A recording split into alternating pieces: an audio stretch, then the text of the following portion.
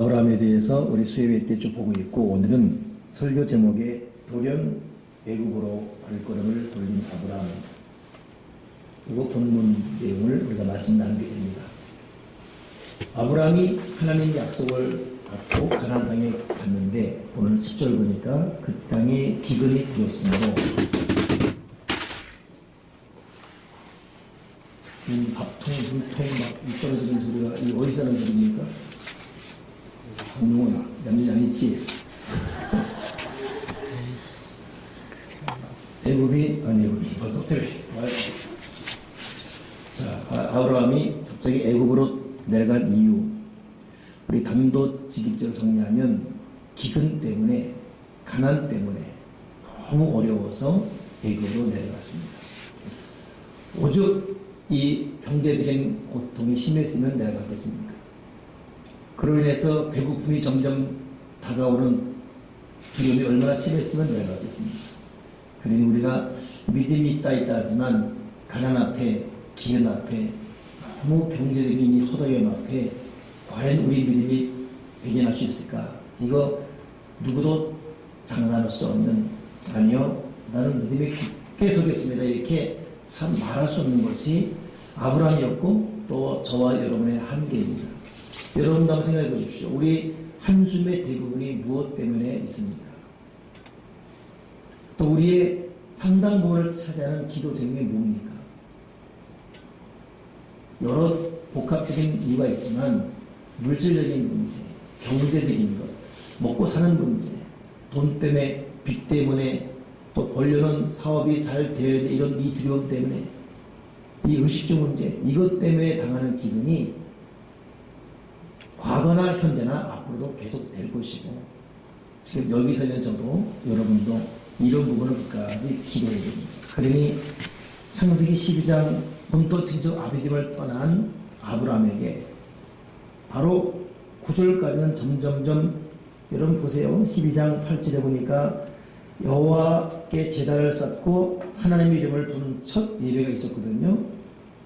그리고 점점 남방으로 가나안 땅을 향해 이제 도착해서 가는데 10절 와서 갑자기 급반전, 그 땅이 기근이 들었으므로 애굽으로 내려갔다.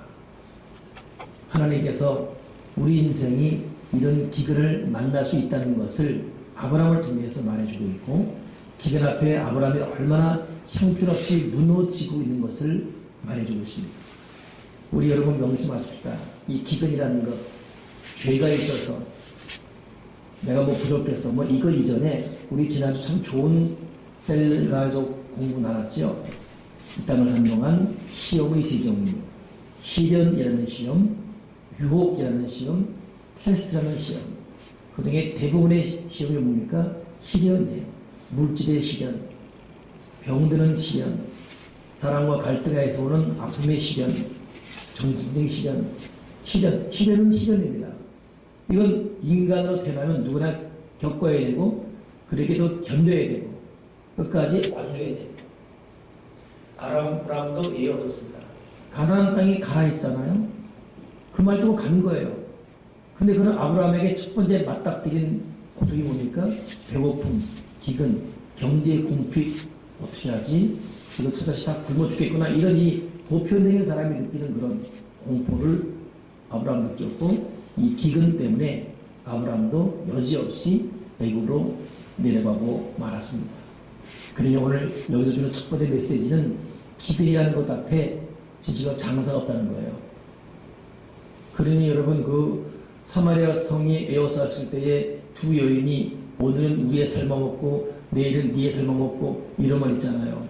이거 여러분, 배고픔이라는 것이 우리의 상상을 초월할 정도의 일들을 충분히 만들어낼 수 있다는 것입니다. 굶는다는 것이 얼마나 고통인지.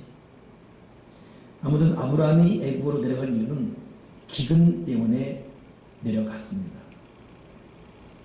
혹시 우리 예배드린 이 중에도 기근 때문에 본이든 타이든 원튼 원치 않든 기근 때문에 내가 바란 현실은 이런 것이 아닌데 통과해야 되는 기근 때문에 애굽으로 내려가는 발걸음, 또 애굽을 사모하는 동경하는 그런 마음이 없는지 한번 돌아보는 귀한 시간이 될 수 있습니다. 자, 아무튼 기근 때문에 이 아브라함은 애굽으로 내려갔는데 기근 때문에 내려가는 것과 함께 또 하나 살펴본다면 아브라함은 이 기근 앞에 자기의 정체성이 흔들렸습니다. 아브라함이라는 이 히브리의 원래 뜻은 위대한 아비 뜻이에요.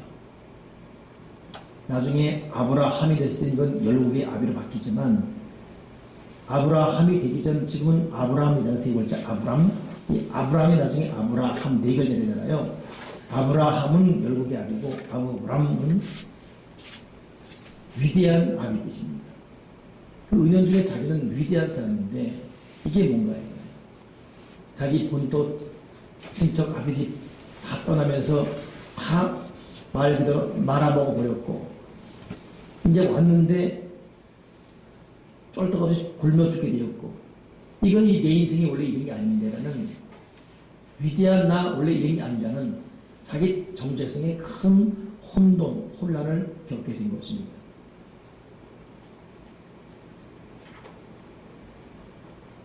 여러분, 이 정체성 위기라는 것은 다 겪어요. 여러분은 어떻습니까? 여러분 나이에 내가 꿈꿔던 나이가 이렇게 된 나이인가? 처녀 때, 총각 때 꿈꿔왔던 40대 혹은 60대 모습이 어떠했습니까? 그래서 사람이 굉장히 극심한 고통을 느끼는 나이대가 언제냐? 20대도 있고 40, 50 있는데 극도의 고통을 느끼는 때가 50대 중반 그때입니다. 갑자기 나밖에 없나 그래서. 근데 그러면서 자유로운 시간이냐 59세 때. 근데 왜 자유롭냐면 포기하기 때문에. 이 나이에 내가 뭘 할 것인가 그랬기 때문에. 오늘 수요일에 전에 예한교 백상 목사님, 저 독박교회 재송 목사님, 저 비전교 김학희 목사님, 어찌 보면 이분들이 이제 지역의 대표적인 목사님이잖아요. 잠깐 만나서 이제 사마수 나누는 가운데 7호선이 이제 확정됐어요. 7호선의 역사가 어디에 세워질 건가 초미의 관심이다, 지금. 그것이 곧 대박이니까. 그래서 지금 추측키로는 동문순봉교회라는 그 앞에 고가 있잖아요. 고급제 고가. 그 앞에 농협 큰 거 들어오고, 그 건너편에 동문순교회가 있어요. 지금 이분이 연합회 총무지요. 저 독바이교회는 회장이시고, 이제, 이렇게. 독바이교회는 옥정지구 들어오기를 손꼽았기 때문에 지금 그 산 이름 독바이예요. 교회만 혼자 다 골파에 있지 않습니까? 역사가 우리 가운데 돌아야 된다. 동문순교회는 우리 쪽으로 올 것이다. 비전교 목사님은 이제 그 교회가 이제 관뒀고 세상에 오늘 내가 거기 가봤는데 아주 또 큰 빌딩을 하나 해가지고 리모델링하면서 또 새롭게 잡고 있어요. 참 대단한 그릇들이에요. 하여튼 큰 그릇은 큰 그릇 같아요. 근데 그런 과정 가운데 어디 올 것인가 할 때 걱정하지 마 이쪽으로 동거한다 이러고 이제. 근데 예약이 백목사 가만히 있는 거예요. 근데 그랬죠. 목사님 역사로 기도하세요. 왜요? 했더니 나 그때는 은퇴할 나이야. 관심이 없는 거야. 나 그냥 이대로 끝날 거야. 나 은퇴할 나이야. 59, 60대 되면 이 나이에 뭘 알아요? 끝낸다는 것입니다. 근데 사람이 정체성이 올 나이를 겪거든요. 그때 하나님과의 관계가 돈독한 사람은 믿음이 굳게 서서 하나님 아버지를 바라봅니다. 그러나 정체성의 혼란을 겪을 때에 하나님과의 관계가 없는 사람은 당면한 기근 때문에 하나님 아닌 다른 것, 즉 애국을 선택하게 되어 있어요. 편법을 쓰게 되고 여차하면 불법도 쓰게 되고 어찌 보면 지금 이 바로는 편법, 불법을 쓴 겁니다. 하나님께서 반드시 이 땅에 가라 거기 왔는데 거기서 예배도 드렸는데 기근 앞에 그냥 정체성 혼란 속에 이거 내가 잘못 듣고 온 거 아닌가? 그리고 그만 기근 앞에 잘못된 방법을 선택해 가게 되었습니다. 그러게 여러분 애굽으로 내려간 이 아브라함의 원인 보면 우리 모든 사람이 공감할 수 있는 기근이라는 의미도 있지만 기근 다 당하잖아요. 더 문제는 정체성 혼란의 공백을 채울 만한 아브라함의 돈독한 믿음이 아직 뿌리내리지 못한 겁니다. 그래서 우리가 이런 평소에 믿음 생활을 잘 해야 되는 이유가 왜 꾸준히 말씀 묵상하고 기도해야 되냐? 자기 삶을 송두리째 뿌리 뽑을 위기 앞에 흔들리지 않는 견고한 푸른나무가 되기 위해서 평소에 믿음 생활을 잘해야 돼요. 자기 인생이 송두리째 뿌리 뽑힌다. 이게 뭐냐면 지금 이 아브라함은 자기 인생이 송두리째 뿌리 뽑힙니다. 왜 그런지 아십니까? 기근 때문에 갔는데 간 것만이 아니라 가다가 아브라함이 어떤 꾀를 내죠? 자기 부인에게 당신은 너무 아름답다. 그러니 당신의 아름다움 때문에 다른 사람들이 나를 죽일 것이다. 그러니 작전 짜자. 나를 그냥 오빠라 해라. 그때부터 결혼한 사람이 오빠가 그런가 봐요. 이게 정체성 위기, 불법, 편법 앞에 생각지 않은 일을 잘못된 꾀를, 때로는 악한 꾀, 불의한 꾀를 내는 부작용을 계속 번지지요.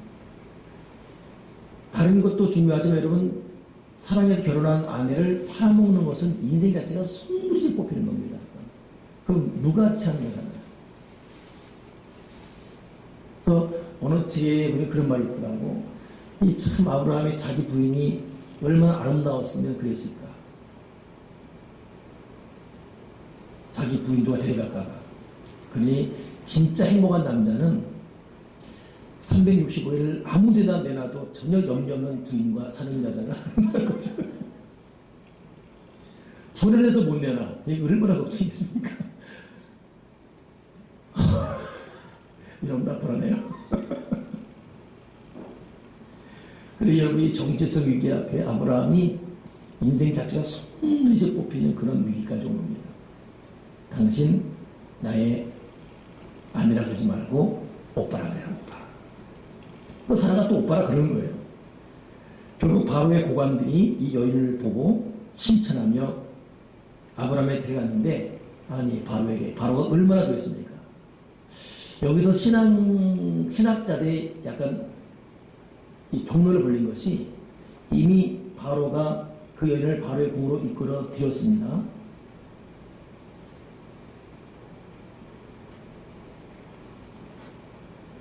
그래서 19절에 네가 어찌 그를 누이라여, 19절에 내가 그를 데려다가 아내를 삼게 하였느냐. 자, 이 말을 볼 때 과연 사라가 정조를 이뤘을까 안 이뤘을까? 여러분 어떻게 생각하십니까? 그거 읽으면서 여러분 혹시 이거 어디까지 갔을까라고 생각해 본 적 없습니까?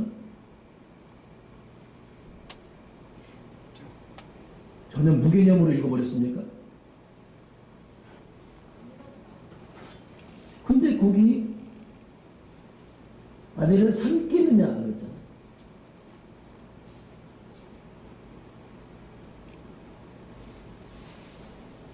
삼았잖아, 아내. 모르겠죠.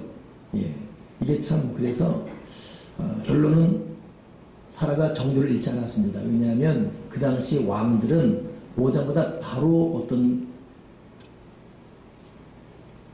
북으로 발전한 게 아니라, 여러분 에스더가 왕 만나려면 한 달 걸리잖아요. 이런 뭐 목욕하고 가꾸고 그런 과정이 있어요. 과정.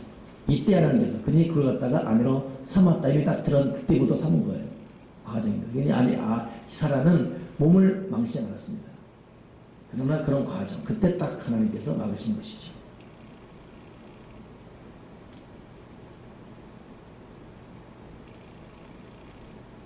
아무튼 아브라함은 기근 때문에 가고 정치적 혼란 때문에 비겁할 정도로 자기 아내를 자기 살려고 아내로 팔아버린 이 모습, 이것이 오늘 이 아브라함의 어떤 참 안타까운 모습입니다. 근데 결론은 뭡니까? 하나님께서 이 사라를 보호해 주시죠. 우리는 여기서 한번 몇 가지 생각해야 됩니다. 이 본문이 주는 교훈은, 첫째는 역시 하나님은 하나님이십니다. 하나님은 하나님 백성을 무조건적으로 보호하신다는 거예요. 아브라함의 비겁함, 쫄짜무 같은 모습에 불구하고 언약의 백성, 택한 믿음의 백성을 하나님은 끝까지 보호한다는 것. 그냥 내치지 않는다는 것. 오늘 우리가 예배한 하나님이 바로 그런 하나님이라는 것 믿음으로 받아들이시면서 아브라함을 보호하신 하나님께서 나와 여러분 모두도 우리 자녀손도 보호할 것이다. 절대적으로 하나님이 바로 입장에 쓰잖아요. 사실 바로는 잘못한 게 없어요. 잘못은 누가 했습니까? 아브라함이 잘못했어요. 바로야 그냥 하던 그대로 받아준 거죠. 이쁜이가 자기 부인 삼으려고 후궁 삼으려고 한 것이고. 근데도 불구하고 잘못 없는 바로를 혼내요. 야단칩니다. 이건 나중에 이삭 때도 마찬가지예요. 참 하나님의 절대적으로 택한 백성의 입장에 서신 하나님이십니다.